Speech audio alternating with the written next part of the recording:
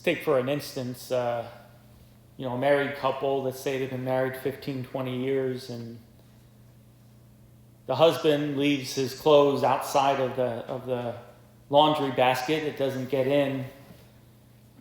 And the wife snaps, and the husband snaps back at her. And you have this big fight amongst them. Is it about the clothes not being in a laundry basket? No. There's something much deeper going on, where maybe the wife feels like she's being disrespected or not appreciated. And maybe the husband feels that the wife is running the house like a prison, or like she's very too demanding.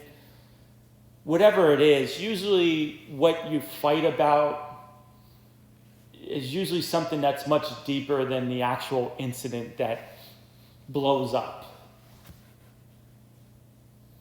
And I use this by way of analogy at our first reading today from Maccabees. Like I said, we're in 2nd Maccabees, and we're looking at these two martyrdom accounts. So yesterday we heard of this, I guess his name was Eleazar, something along those lines. Yeah, Eleazar, a very elderly man, very noble and dedicated to the faith, who, even though he was given a opportunity to pretend to eat pork, he didn't even want to do that because he didn't want to scandalize the younger people. He didn't want to mislead them. And today we get another instance of people who refuse to eat pork, and now we have a mother and her 7 sons being put to death by this.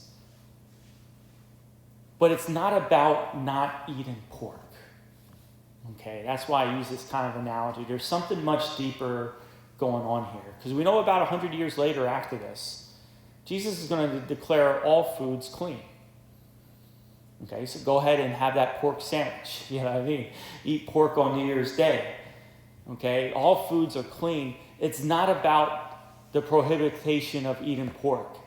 What it is about is the mother and her sons retaining their identity as part of living in the covenant with God. That's what's at stake here. That's the heart of the matter, where they are being stripped.